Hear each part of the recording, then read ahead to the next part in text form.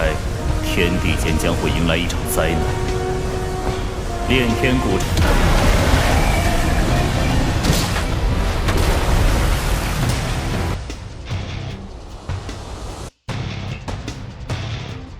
Halo Sobat Sama Kanang, gimana kabarnya? Semoga kalian baik-baik saja ya. Seperti biasa, pada video kali ini kita akan membahas preview cerita Donghua BTTH Flame Emperor episode ke-37, yang dimana pada episode sebelumnya, awalnya Xiaoyan berhasil menyelamatkan Qing Yuan menggunakan pil dan cairan langka. Namun efeknya jauh melampaui dugaan karena kekuatan Qing Yuan melonjak hingga Doudi dan membangkitkan garis keturunan tersembunyinya sebagai malaikat bersayap ungu, sosok legendaris dari klan malaikat. Akan tetapi saat Qing Yuan baru saja terbangun, seorang wanita misterius tiba-tiba muncul dan menculiknya. Selain itu, wanita tersebut mengklaim bahwa Qing Yuan adalah anggota klannya yang telah hilang selama bertahun-tahun. Karena itu Xiaoyan langsung mengejar tanpa ragu. Namun di tengah pengejaran, jalannya dihadang oleh unicorn bersayap 3 yang memiliki kekuatan luar biasa. Meskipun Xiaoyan mengerahkan berbagai jurus dan api eksotis miliknya, ia tetap tidak mampu menembus pertahanan lawannya. Oleh karena itu, ia akhirnya mengambil keputusan nekat dengan menggabungkan 22 api eksotis menjadi teknik baru bernama Teratai Nirwana.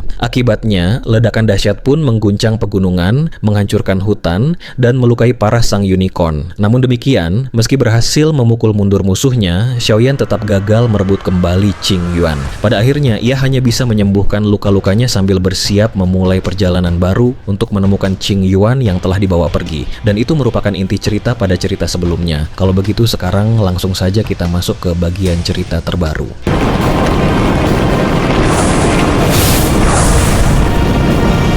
Sembari cepat memperbaiki luka tubuhnya di pegunungan, Xiaoyan menggerakkan pikirannya untuk mengendalikan jejak klon jiwa yang berada jauh di Cakrawala. Di sebuah ruang rahasia remang-remang di kota Wu, sekelompok orang tengah berkumpul. Wu Huan tampak duduk bersandar pada pria berbaju hitam. Di sana juga ada pria jubah abu-abu bertubuh kekar dengan fluktuasi energi menakutkan yang tak lain adalah penguasa kota Wu, seorang ahli Do di bintang 5. Di samping mereka berdiri patriark keluarga Mu Muller serta beberapa tokoh lain yang kompak memancarkan douci hitam pekat yang menyeramkan. Di hadapan mereka semua, sesosok figur familiar tampak terikat erat oleh banyak rantai hitam pekat. Sosok itu adalah klon Xiaoyan. Tuan Kota, Anda tidak ada saat saya menangkap Xiaoyan, jadi kami mengurungnya di sini. Sekarang Anda kembali mau menyapa sekali. Lapor Patriark mulai hormat kepada pria jubah abu-abu itu karena hubungannya yang dekat dengan faksi atas. Kerja bagus, puji sang Tuan Kota. Ia lalu menatap ganas ke arah Xiaoyan. Aku dengar garis keturunan ras klan kami di alam bawah mendadak musnah. Dan dari informasi yang ada, hanya kau yang keluar dari lorong alam bawah. Katakan, bagaimana klan Hunku di alam bawah bisa lenyap? Xiaoyan yang tampak lemah hanya mengernyit, lalu bergumam santai. Bagaimana lagi? Mereka semua dibunuh olehku. Jawaban santai itu seketika membuat bulu kuduk orang-orang di ruangan berselimut douci hitam itu merinding. Tatapan mereka mendadak berubah murka, seolah ingin melahap Xiaoyan hidup-hidup. Dasar bocah kurang ajar, kau telah menghancurkan perbuatan baik klan Hun dan memutus garis keturunan kami di alam bawah. Amuk pria berbaju hitam dengan ganas. Bagi klan Hun yang telah naik dari benua Qi bertarung, garis keturunan-keturunan asli mereka di benua Do memang kurang pekat. Namun masalah utamanya adalah lenyapnya kekuatan kepercayaan tak terbatas yang selama ini dikumpulkan dari para anggota klan di benua Qi pertarungan. Tanpa aliran kekuatan kepercayaan tersebut, perkembangan beberapa urusan penting klan Hun di benua Do otomatis menjadi lambat. Brengsek, sejak kekuatan keyakinan hilang, tokoh besar klan sangat marah. Jika kita tidak bisa menemukan pelakunya atau kekuatan keyakinan pengganti, rencana kita akan tertunda, desis pria berbaju hitam muram. Rencana bertahun-tahun harus mandek akibat bocah ini. Diakon Hun, tenanglah. Kehilangan kekuatan iman bisa kita cari lagi walau rencana tertunda. Sela pria jubah abu-abu menenangkan, lalu menatap Xiaoyan penuh minat. Namun aku penasaran. Kata Diakon Hun, sudah lama tidak ada yang bisa naik jadi Dodi di alam bawah. Bagaimana bocah ini bisa... 既然如此，那么就由你来代替灵位，成成为我魔主心。 Namun di sisi lain, Xiaoyan yang terikat rantai menyadari bahwa belenggu hitam itu terus mengikis Douqi serta kekuatan hidupnya. Penemuan ini membuatnya waspada, ditambah rasa penasaran soal apa itu kekuatan iman dan rencana rahasia yang dia Kon Hun bicarakan. Tidak ada yang mustahil, jawab Xiaoyan lirih sambil menekan keraguan di hatinya. Mulutmu keras juga, tapi tak masalah. Setelah kau mati semua akan beres, timpal Patriark mulai. Di sebelahnya, Muller ikut menatap benci lantaran ia berniat merebut buah giok bulan sabit demi mendekati Yueru, namun malah melihat Yueru begitu mesra dengan Xiaoyan. Di mana buah giok bulan sabit? Tanya pria berbaju hitam. Barang itu sangat krusial untuk menghadapi peri bulan terang nanti. Sudah kumakan, jawab Xiaoyan. Pria berbaju hitam langsung memeriksa bagian dalam tubuh Xiaoyan dan merasakan sisa energi murni buah tersebut. Membuatnya pusing memikirkan cara melapor pada tokoh besar klan yang sedang murka. Bunuh saja langsung, ambil kekuatan jiwanya untuk diubah jadi iblis. Lalu kuras darahnya yang mengandung sari buah giok itu agar dia tidak bisa lolos selamanya. Seru Wuhuan ganas. Ia sangat mendendam karena misinya menghadang Xiaoyan di pegunungan justru berakhir gagal dan melukai asal tubuhnya sendiri. Mendengar rentetan obrolan itu, Xiaoyan langsung menyimpulkan ada konspirasi terlarang antara Solomon, Kota Wu, klan Hun, dan klan jahat ekstrateritorial. Merasa klonnya tidak perlu selamat, ia menyerah bertaruh lalu memicu lebih dari selusin biji teratai indah untuk berputar perlahan di jantungnya. Berani juga bocah ini, aku bisa merasakan kehebatan api di tubuhmu. Setelah kau mati, kami yang akan mengambilnya. Tawa pria jubah abu-abu keras kepala. Sudahlah, cepat tangani dia agar mudah melapor ke atasan, potong pria berbaju hitam.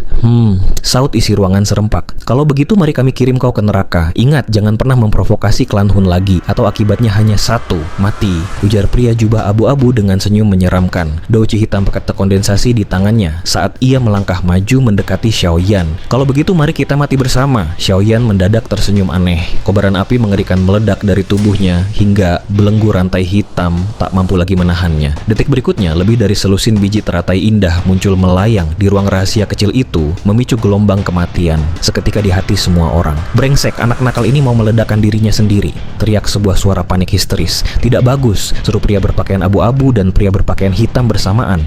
Seketika itu juga, gelombang Douqi hitam dan perak berukuran besar meraung keluar dari tubuh mereka, menuju ke arah Xiaoyan, berusaha membendung kekuatan dahsyat apinya. Namun, Xiaoyan sama sekali tidak menunjukkan niat untuk menghindar. Ia justru langsung menyalakan Douqi internalnya hingga mencapai puncak, lalu meledakkannya. Puluhan bunga teratai api indah yang telah dipadatkan di hatinya sejak awal langsung dipicu. Meskipun kekuatannya tidak bisa dibandingkan dengan teratai keheningan yang menyerang unicorn bersayap 3, namun daya hancurnya tetap tidak boleh diremehkan. Apalagi seluruh anggota utama klan Mulei, Tetua Hun, serta mayoritas anggota inti Wucheng berkumpul di ruangan rahasia sempit tersebut. Begitu teratai ini meledak, mereka yang berada dekat dipastikan akan mengalami luka parah jika tidak mati. Melihat bahaya di depan mata, penguasa kota Wucheng, Mulei, dan pria berbaju hitam melepaskan Douqi dahsyat mereka demi melindungi diri dan mengisolasi api. Cepat mundur, teriak penguasa kota Wucheng. Tetua Hun benar-benar tidak habis pikir. Xiaoyan jelas terikat erat oleh rantai pengunci jiwa yang mustahil membuatnya mengalirkan Douqi. Lalu bagaimana bisa teratai mengerikan ini tetap memadat? Kembaran jiwa, seru Mulai mendadak menyadari keanehan fisik Xiaoyan. Tanpa ragu ia lekas bergabung dengan yang lain untuk bertahan. Namun Tetua Hun dan pria berbaju hitam terlambat menyadari bahwa sosok di hadapan mereka bukanlah entitas padat, melainkan doppelganger dari kekuatan jiwa. Mengingat tidak ada satupun orang di sana yang memiliki kekuatan jiwa lebih tangguh dari Xiaoyan, deteksi itu menjadi mustahil. Terlebih lagi, puluhan teratai api tersebut sudah dipadatkan Xiaoyan sebelum ia disegel oleh 3 tetua keluargamu. Ini murni hadiah besar darinya untuk Wucheng dan keluargamu. Senyum menyeramkan Xiaoyan seketika hancur, lalu seluruh tubuh klonnya meledak seperti pecahan kaca. Dampak awalnya berhasil ditahan oleh kerja keras penguasa kota, Mulei dan Tetua Hun. Namun, sebelum mereka bisa bernapas lega, rasa takut mendalam menyerang sanubari karena di titik ledakan tadi, puluhan biji teratai indah mendadak muncul berantai laksana bom tanpa akhir hingga meretakan ruang. Ruangan rahasia kecil itu meledak hancur berkeping-keping. Sebuah pilar energi api menjulang tinggi membelah langit dari dalam kota Wucheng, menyebabkan tanah dalam radius puluhan mil dipenuhi bau hangus yang pekat. Di sisi lain, Xiaoyan yang berada di pegunungan binatang ajaib langsung menyeringai ganas melihat ledakan besar dari arah Wucheng. Walau sedetik kemudian ia terbatuk memuntahkan seteguk darah segar. Sembari menyeka darah di sudut mulut, ia tersenyum puas. Wu Cheng sengaja memakai masalah Wu Huan sebagai kambing hitam untuk menyalahkannya, dan kini kobaran api itu menjadi pelajaran setimpal bagi mereka. Namun, Xiaoyan tetap mengernyit karena kehancuran klon jiwa tersebut mau tidak mau ikut menggores jiwanya sendiri. Pilar energi api masif itu terus membubung tinggi ke langit, menarik perhatian Yueru dan yang lainnya yang baru tiba di lokasi bekas ledakan pegunungan. Karena tidak menemukan jejak Xiaoyan, mereka beralih menatap pilar api di kejauhan tersebut dengan dahi berkerut, merasa familiar dengan hawa apinya. Aura ini, itu Xiaoyan, seru Yueru mengenali karakteristik api tersebut karena sempat menjelajah reruntuhan bersama. Anak Xiaoyan itu benar-benar memberi Wu Cheng hadiah yang luar biasa. Puji tetua ketiga, terkekeh. Disusul komentar Baisu yang tersenyum geli, anak itu benar-benar punya gaya yang berlebihan. Di sisi lain, Wu Cheng selama ini dikenal memegang posisi hegemonik damai di antara 7 kota besar karena fondasi kuat penguasa kotanya yang seorang ahli Dou di bintang 5. Namun, keluarga Yue kini tidak takut lagi lantaran Yue Yu telah memulihkan kekuatan penuhnya pasca sembuh dari penyakit rahasianya. Asosiasi alkemis pun setali 3 uang. Wu Cheng tidak akan berani menyentuh mereka tanpa kepastian mutlak karena alkemis adalah golongan paling sulit diprovokasi. Anak itu benar-benar berani, kata Bairuo ragu-ragu memikirkan konsekuensi hidup dan mati Xiaoyan dengan Wu Cheng. Ini bagus untuk mengekang kesombongan mereka, sahut Baisu menenangkan. Hahaha, apa kau lupa utusan dari Xuan Santian akan tiba beberapa hari lagi. Lagi pula, melihat ledakan ini, Wu Cheng menderita kerugian besar dan tidak punya energi untuk membalas dalam waktu dekat. Saat fluktuasi energi mereda, kondisi kota Wu Cheng kini benar-benar hancur berantakan.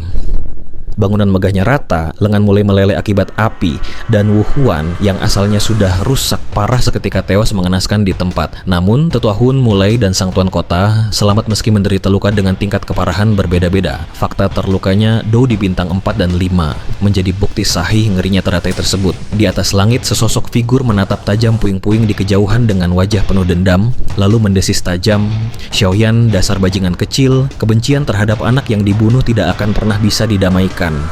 Melihat ledakan di Wu Cheng perlahan mereda, Xiaoyan merasa lega karena kota itu tidak akan bisa mengganggunya untuk sementara waktu. Bagaimana tidak, Wu Cheng menderita kerugian amat besar. 2/3 elit klan tewas, termasuk Wu Huan yang merupakan putra tunggal penguasa kota. Elit keluargamu pun lenyap sepertiga, dan seluruh anak buah Diakon Hun tewas tanpa sisa. Satu-satunya alasan Diakon Hun menjadi orang yang paling sedikit terluka adalah karena saat ledakan terjadi, ia nekat menggunakan kekuatan tubuh dan jiwa para bawahannya demi membentuk penghalang pelindung masif di depannya. Dasar bajingan kecil, berani-beraninya kau mempermainkan kami. Amuk penguasa Wu Cheng seraya meraih udara untuk menangkap secercah aura kehampaan. Aura lemah itu adalah sisa jiwa Wu Huan yang nyaris padam laksana percikan api. Tuan kota, tenanglah, kondisi Wu Huan bisa disembuhkan. Klan Hun kami punya catatan bahwa jika kekuatan jiwa sejumlah besar individu kuat disalurkan, Wu Huan bisa memperoleh kehidupan baru, bujuk Diakon Hun.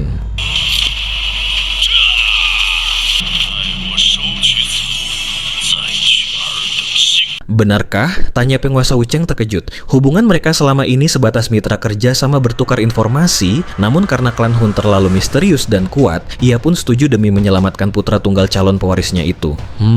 Anda hanya perlu mengumpulkan cukup jiwa, lalu... Diakon Hun tersenyum misterius seraya berbisik, membuat orang-orang keluargamu di dekatnya seketika merinding. Di sisi lain, Xiaoyan yang puas atas daya hancur teratai pemusnahan, serta aksi balas dendam klon jiwanya, sehingga kini mulai kelelahan. Ia buru-buru bersembunyi di sebuah gua, sepanjang 10 meter di dalam pegunungan binatang ajaib demi memulihkan diri, sambil duduk bersila di depan penguasa kuno api surgawi raksasa. Wajah Xiaoyan tampak pucat pasi karena kekuatan jiwanya terkuras habis untuk fusi dan mengontrol klon jarak jauh. Beruntung, ia memiliki pasokan pil pemulih Douqi dan jiwa yang memadai. Sayang sekali Yanzi kecil, teratai pemusnahan itu terlalu mengerikan. Jika kekuatan jiwamu belum mencapai tingkat manusia alam kaisar, nasibmu tidak akan jauh lebih baik dari unicorn bersayap 3 itu, ujar sang guru besar, Raja Naga Emas yang perlahan terbang keluar. Xiaoyan hanya terkekeh. Fusi asal api surgawi adalah kartu trufnya sejak di benua Qi bertarung, dan ia harus membiasakannya di benua Dodi. Namun, kekurangannya memang terletak pada durasi waktu penggabungan yang lama. Tadi aku merasakan aura familiar dari wanita baju hijau itu, walau tak ingat pernah bertemu, gumam Raja Naga Emas menganalisis. Tapi satu yang pasti, unicorn adalah tunggangan ras malaikat. Wanita itu pasti seorang malaikat, dan karena unicornnya bersayap 3, statusnya di klan pasti tinggi. Jadi tak perlu cemas soal Qing Yuan, kekuatannya kelak takkan lebih lemah darimu. Berkat reputasinya sebagai alkemis tingkat kaisar, luka fisik Xiaoyan berangsur sembuh dan kekuatan jiwanya telah pulih sekitar 70 hingga 80%. Namun, penjelasan sang guru membuatnya bingung. "Guru besar, mengapa Anda berkata begitu?" tanya Xiaoyan. Walau sempat menduga sayap putih si wanita fajar ada hubungannya dengan Qing Yuan, ia tak menyangka mereka satu ras. Apalagi ia sempat menghajar unicorn tunggangannya. "Kau tidak tahu, ras malaikat membagi status berdasarkan sayap. Dari setengah malaikat bersayap 1 hingga utusan ilahi bersayap 12. Warna sayap juga menentukan tugas. Hijau untuk perlindungan, merah penegak hukum, dan putih untuk korp malaikat penyembuh yang kurang pandai bertarung," jelas Raja Naga Emas perlahan. "Bagaimana dengan sayap ungu milik Qing Yuan?" kejar Xiaoyan. Ia tahu sayap Qing Yuan semula putih bersih, namun berubah ungu konon, bukan karena efek katalis bunga api penyembuhan 7 warna, melainkan karena bawaan lahirnya sendiri. Malaikat bersayap ungu memiliki darah paling mulia. Selain menguasai kekuatan penyembuhan, mereka juga mengetahui seni ilahi kebangkitan yang sejati. Manusia biasa menyebut mereka malaikat agung atau utusan ilahi, bisik Raja Naga Emas. Jantung Xiaoyan laksana tersambar petir mendengarnya hingga pupil matanya menyempit hebat. Qing Yuan sebenarnya ia tak menyangka gadis dari kota kecil itu memegang predikat utusan ilahi yang potensinya sangat menakutkan. Terlebih frasa seni kebangkitan ilahi sangat menggetarkan hatinya. Selain memurnikan tubuh lewat sisa jiwa, metode apa lagi yang bisa menghidupkan orang mati secara mutlak? Keunikan inilah yang mendasari mengapa ras malaikat selalu bertengger di puncak dunia 1000 besar. Sudahlah, masalah itu masih terlalu jauh untukmu, kelak kau akan tahu sendiri. Karena Qing Yuan dipastikan aman, namun di sisi lain sebaiknya sekarang kau periksa gulungan tulang belakang yang kita dapatkan dari reruntuhan kemarin. Pungkas Raja Naga Emas menenangkan Xiaoyan kembali ke realita. "Hah?" Xiaoyan terkejut menatap gurunya, Raja Naga Emas. Rupanya, jika tidak diingatkan, ia pasti sudah benar-benar lupa pada 2 gulungan berharga dari reruntuhan. Satu gulungan merupakan hadiah usai mengalahkan penjaga, sedangkan yang lainnya ia robek paksa dari kerangka pemilik reruntuhan yang super keras setelah dipanaskan oleh kekuatan api suci Su Shuiying. Sambil berpikir demikian, Xiaoyan memejamkan mata dan fokus merasakan gulungan hadiah penjaga di dalam tubuhnya. Gelombang fluktuasi tak terlihat menyebar, mengalirkan informasi ke benaknya. Teknik rahasia, teknik cloning peringkat abadi tingkat menengah. Keterampilan ini memungkinkan praktisi menciptakan klon identik lewat jejak jiwa, di mana kematian klon tersebut sama sekali tidak akan memberi efek buruk bagi tubuh utama. Mata Xiaoyan seketika berbinar. Ia sadar teknik ini tidak kalah kuat dari klon jiwa tingkat Kaisar Fana miliknya. Klon Kaisar Fana memang memiliki kekuatan serupa, namun punya kelemahan fatal. Jika hancur, esensi diri Xiaoyan akan rusak parah. Di sisi lain, jurus 3000 petir, lamanya murni, berbasis kecepatan yang hanya menghasilkan 3 bayangan buram, sangat berbeda dari klon nyata. "Guru, apakah keterampilan bertarung juga dikategorikan?" tanya Xiaoyan penasaran. Selain peringkat dasar, ada 6 kategori: terbang, bergerak, teknik rahasia, ofensif, defensif, dan penyegelan. Jelas Raja Naga Emas lembut. Keterampilan terbang memanfaatkan sayap makhluk magis yang disegel. Meski berharga, kegunaannya di benua Dou, di menyusut karena petarung di atas ranah Dowang sudah bisa berdiri di udara. Keterampilan bergerak seperti 3000 petirmu fokus pada kecepatan, bahkan yang paling ampuh bisa menempuh 1000 li sekejap. Teknik rahasia mencakup penambah kekuatan sementara atau trik aneh, mirip Skyfire 3 Mysterious Change dan teknik cloning ini. Adapun ofensif dikenal karena daya hancur kuatnya, seperti teratai kepunahan sunyi milikmu. Defensif fokus pada ketahanan mutlak yang bisa mementahkan serangan lawan. Sedangkan keterampilan penyegelan, seperti yang dipakai 3 tetua keluargamu kemarin, mengisolasi ruang tertentu hingga jurus bergerak pun tidak bisa berkutik. Itulah alasan kau tertangkap sebelumnya, sambung sang guru tertawa pelan. Banyak sekali kategorinya. Xiaoyan mendecakkan lidah karena baru tahu hal ini sekarang. Karena sudah tahu, mari coba teknik cloning ini, ajak Raja Naga Emas ikut penasaran. Mengerti? Jawab Xiaoyan seraya mengalirkan douqi sesuai panduan yang bertumpu pada kekuatan jiwa. Walau klon yang dihasilkan hanya bisa 1, namun ini sangat berguna di masa kritis karena bebas risiko cedera jiwa. Xiaoyan segera meluapkan kekuatan jiwanya yang belum pulih 100% akibat kehilangan klon energi di Wucheng sebelumnya. Seberkas kecil jiwa mulai dikompres tepat laksana ukuran mata. Namun pada percobaan pertama, jejak cahaya itu mendadak hancur berantakan akibat dirinya terlalu tidak sabar. Setelah belajar dari kegagalan, Xiaoyan menjadi jauh lebih teliti mengontrol jiwanya hingga terbentuk sempurna dan memancarkan fluktuasi kuat.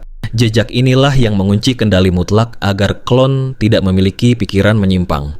Selanjutnya, ia memutar energi Fenjue untuk memunculkan Douchi putih susu berkualitas tinggi sebagai pilar tubuh klon. Namun menyatukan kedua unsur bertolak belakang itu ternyata luar biasa sulit laksana mempertemukan musuh alami. Berkat kendali jiwa Xiaoyan yang jempolan, jejak jiwa tersebut perlahan terpatri pada Douchi hingga sesosok figur identik muncul begitu saja. Benda apa yang kau buat ini? Tawa Raja Naga Emas seketika pecah saat melihat hasilnya. Xiaoyan ikut tercengang kebingungan saat pandangannya bergeser. Di depannya, sosok Xiaoyan baru itu berdiri tegap, namun menatapnya dengan ekspresi yang terlalu jujur, sederhana, bahkan berwujud gemuk dan jelek. Ini Xiaoyan ternganga. Walau ini eksperimen perdana, seharusnya visual klon tersebut tidak menjadi segendut dan sejelek itu. 这分身的实力应该还只吧？此事非你之责，不必勉强。